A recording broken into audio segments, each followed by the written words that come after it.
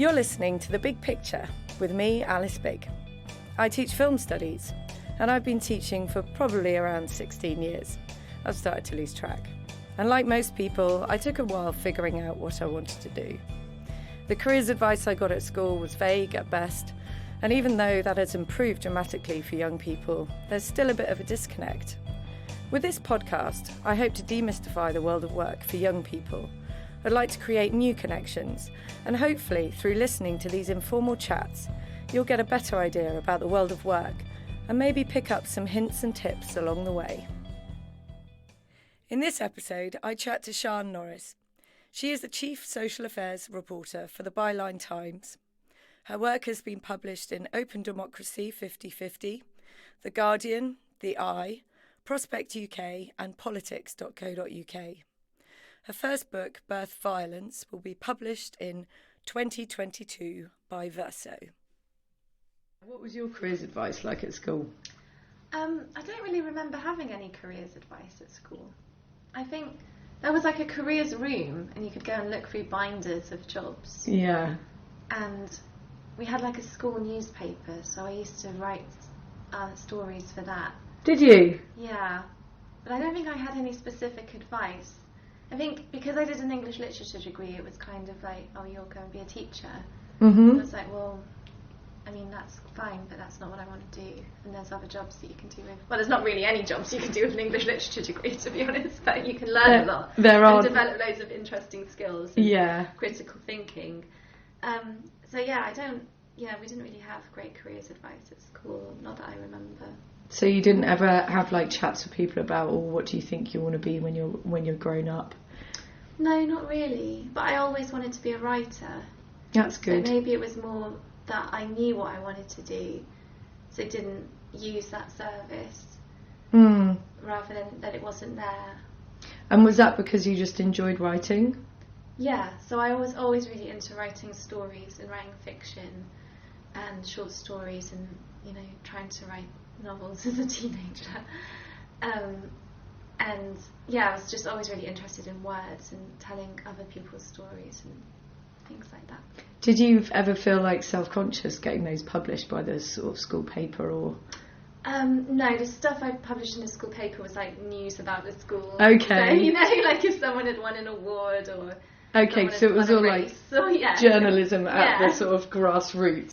So I was just kind of always writing, and I think because I knew what I wanted to do, I didn't really seek out careers advice, although I wouldn't recommend that because there's clearly advice you need and that is useful to tap into, such as how to get qualifications or what sort of courses are out there for careers and that kind of knowledge that you don't have unless you ask for it, I guess. So then when you were at college, which college did you go to? I went to sixth form in Backwell and then I went to university in London.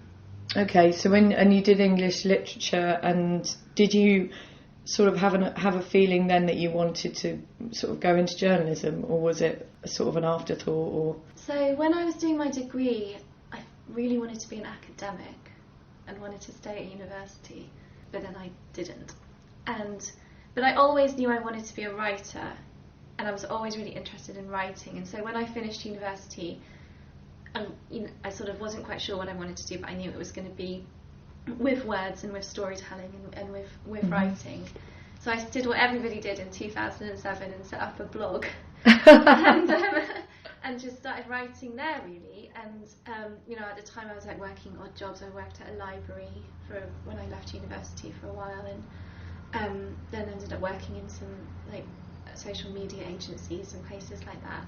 But I was always blogging and always writing these articles or think pieces and op-eds on my blog to try and kind of develop my voice as a writer and as having ideas.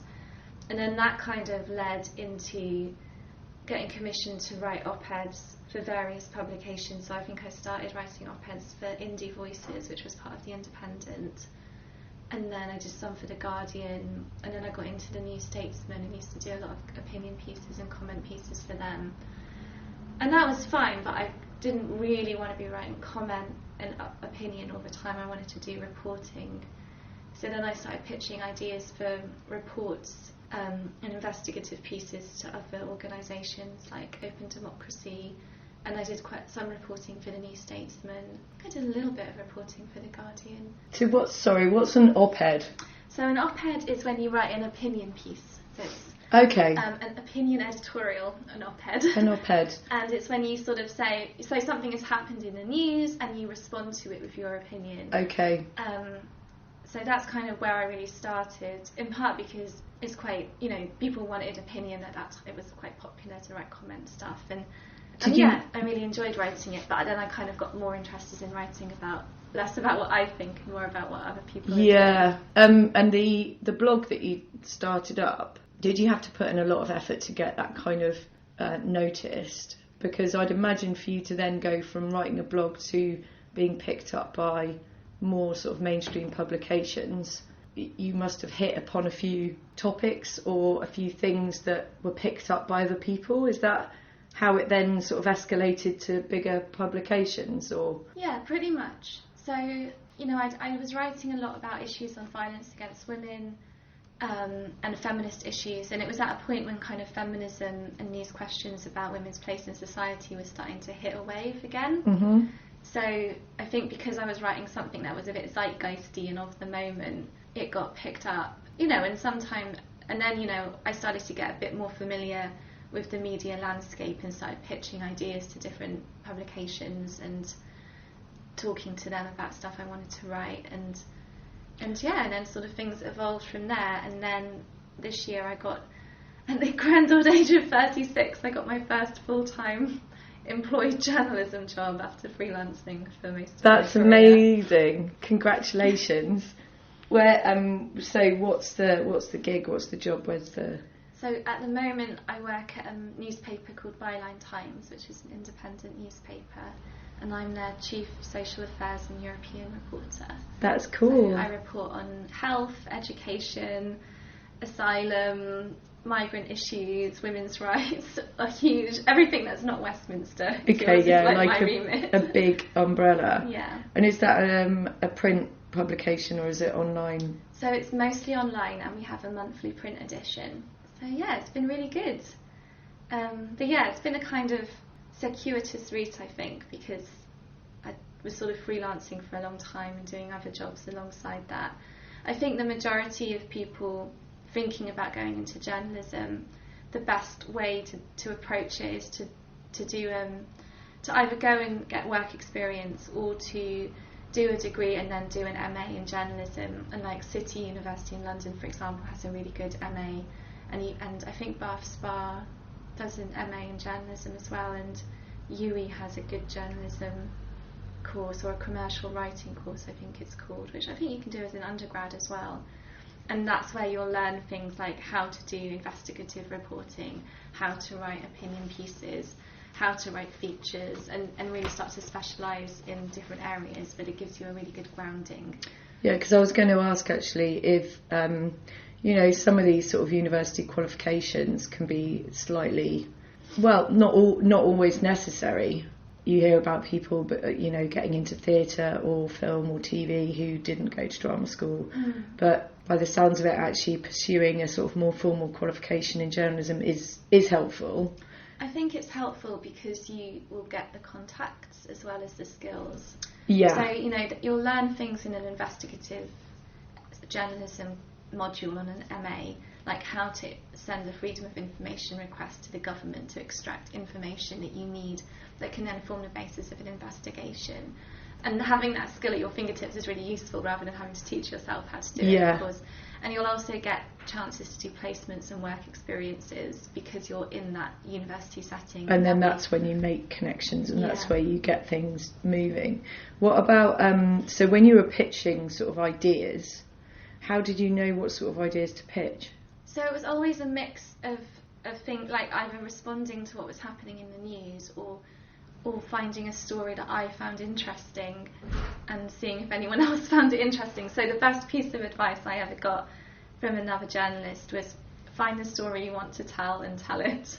And it sounds so basic, but it's really true. It's like, what's happening that you're interested in? what's not being talked about, what's being ignored, and find a way to tell it. So I think the first piece of really proper reportage journalism I did was about women's rights in Romania and like the abortion, like feminist movement fighting for abortion rights, which, I mean, they have legal abortion in Romania, but it's always kind of being criticised and threatened. So I went out and spoke to women's rights activists and learnt how they were fighting for their rights and what kind of activism they were doing. And yeah, so it was like, that's the story I want to tell about women who are fighting for their rights in difficult conditions. Marginalised groups. Yeah, and then I told it. So I think, you know, there are some times I think I've been very, very lucky because I've always been able to write about things that really interest me.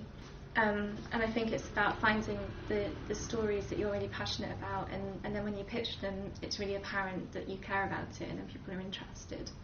But did the sort of interest in feminism just come from a sort of deep-rooted sense of wanting more justice and equality? Do you think it just sort of hit a sort of more personal note? Because, you know, I'm a feminist, I'm proud to be a feminist, but I know some people sort of nonplussed. They don't sort of really engage with it as an issue in the same way, but it's clearly something you're passionate about. Yeah, I mean, I think I was always really interested in issues around social justice and women's rights and LGBT rights and anti-racism. And I think in terms of being a journalist, it was like I was always interested in the stories that weren't being told and whose voices were being stomped over or what voices weren't being heard, and really trying to think about ways to use journalism to shine a light into those spaces, because everyone has a voice. People who are marginalised or in marginalised communities, they're shouting, they're making a lot of noise. It's just that people are ignoring it or not paying attention. And I think I really saw my role as a journalist to kind of create space and create platforms where these voices can be heard. And, you know, women's, particularly around violence against women or abortion rights, it's like these are stories that often get buried, or, you know, they become stories about statistics rather than about human experiences. And so I was always interested in looking deeper into that. And it also, I notice how much it becomes a sort of a blame culture rather than about the questioning around it. You know, like domestic abuse or consent issues. The conversation seems to be led towards, oh, well, why did you stay with him? Or why didn't you tell anyone that you were sexually assaulted? Or all of those sort of things. And it seems to focus around the kind of accountability of women rather than, well, let's look at the other angle and, you know, what is going on with masculinity in men where they feel that that's acceptable behaviour.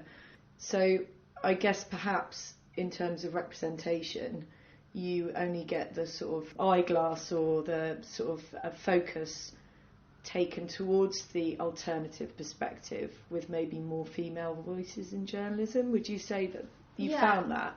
Yeah, I think that's really true. And I think this was definitely apparent after during the Me Too moment in 2017.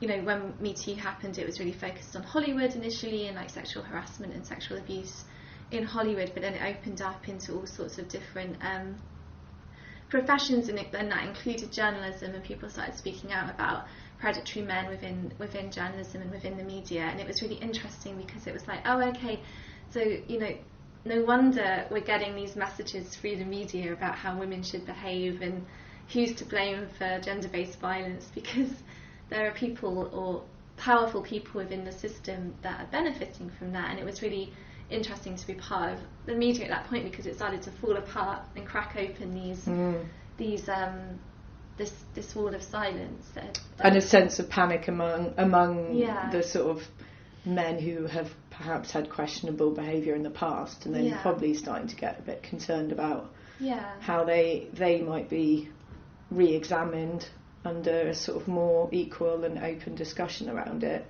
And it's also, you know, I mean, it's just representation and diversity is so important across the board in terms of, you know, black and minority ethnic representation. So that's a real issue, and how do we make sure that we're being non-racist in the media and challenging racist narratives and making sure that that voices are being heard and being represented, and working class media voices as well. So there's a lot to do in terms of representation, and that's how you make sure stories get told and issues get taken seriously.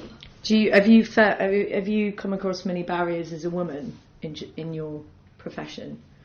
Do you feel that you've had to sort of shout a little bit louder, or change your approach in a sort of like boxing clever kind of way to make sure you've got your foot in the door?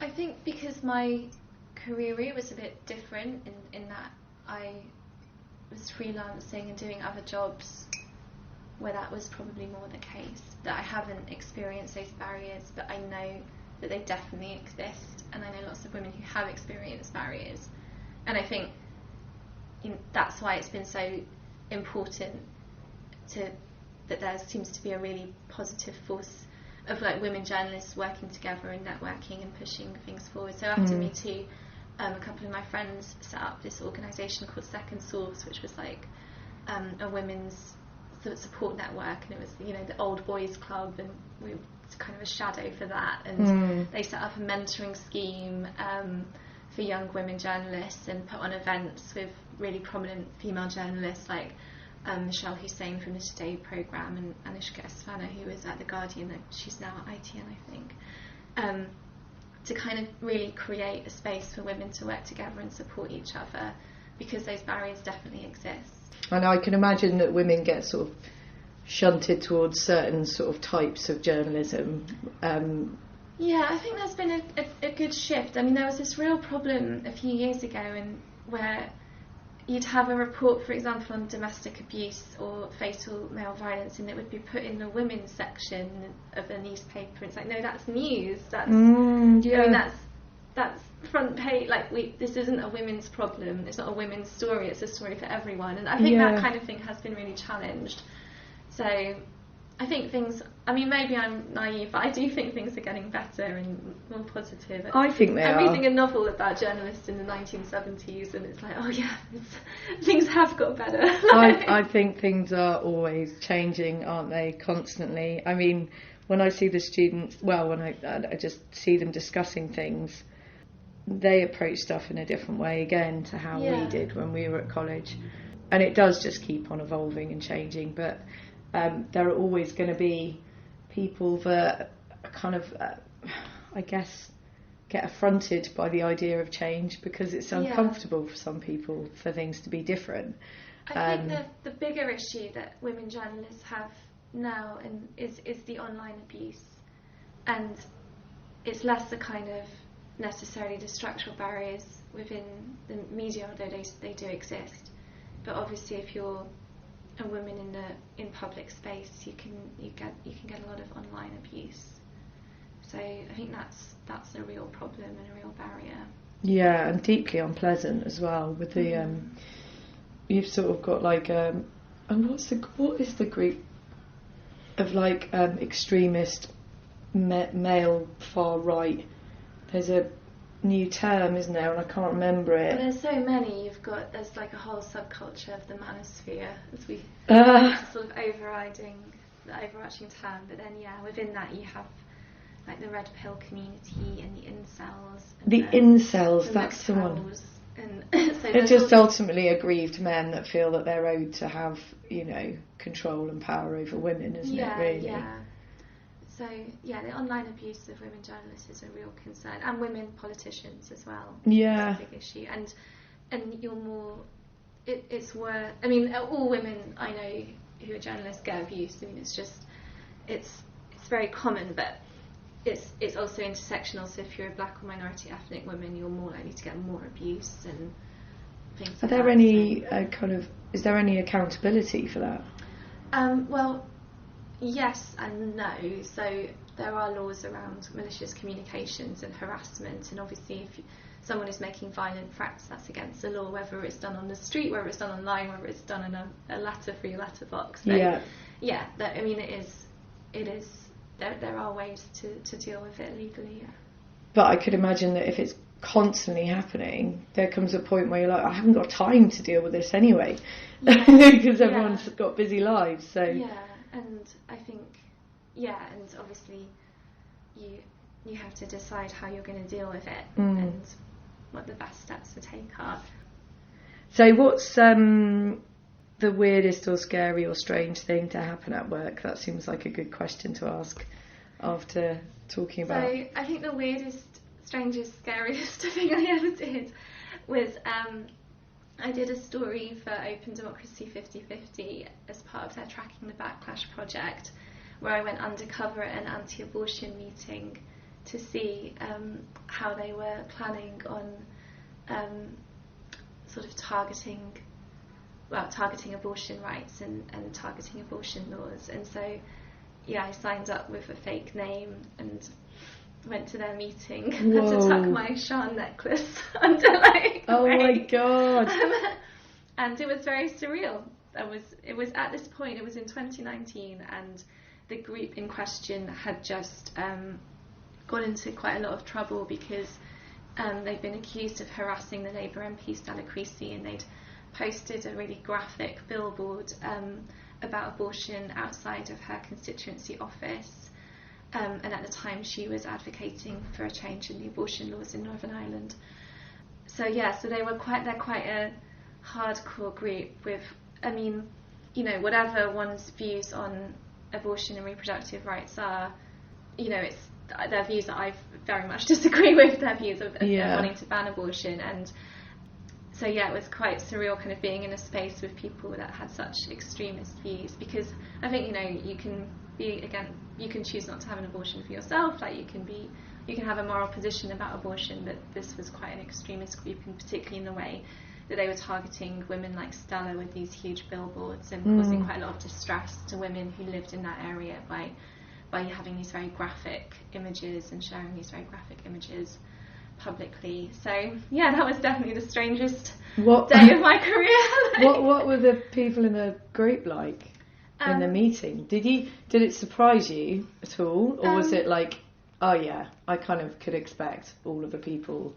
What surprised me most was that it was quite a diverse age range, and it was quite mixed in terms of men and women. But the really surprising thing was the meeting felt like a bit of a precursor to the QAnon conspiracy theory, which really was very dominant in the US 2020 election. And the QAnon conspiracy theory is this completely baseless conspiracy that left-wing elites, such as the Democrat Party in America, although however they're left-wing or, you know, in the centres, and like Hollywood actors like Tom Hanks are involved in this sort of group of elites who sort of sacrifice children to the devil. That's the conspiracy theory. Oh my god! And that Donald Trump was going to save the children from these dark devilish forces.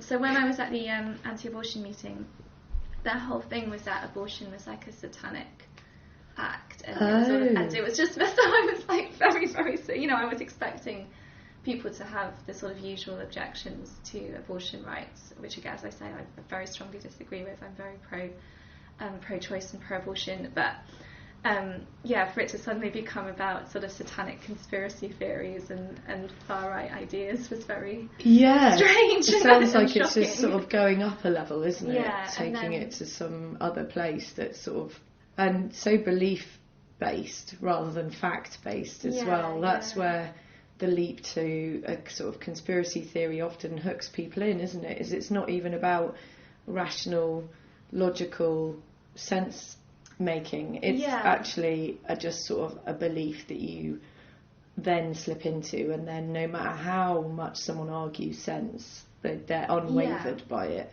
Yeah, absolutely. It's sort of something different psychologically that happens, isn't it, when people get really hooked into that. It's interesting to hear that there was a sort of mix of men and women as well. That's quite interesting. I sort of always assumed that some of these things would be quite male dominated, again because it's that sort of about male control, and makes me think of The Handmaid's Tale, you know, that sort of culture where it's it was it's an interesting day. Did you just go to one meeting then and then you wrote it up? Yeah, because okay. It was a training academy that they were running on how to be an activist. Ooh. So, okay. And part of the training day was to go pick at Stella Creasy's office, but I didn't do that. I left by that point because I didn't want to be part of something that was intimidating a woman MP. Yeah. Even if I was doing it undercover. Even if you're doing, yeah. You know, you're still a body in that space that's causing upset. So. And so, what's the best highlight of your career to date? Would you say? What's the thing that you're most proud of at the moment? So I don't want it to make it seem that all I do is write about abortion. But I think the thing I was proudest of was last December.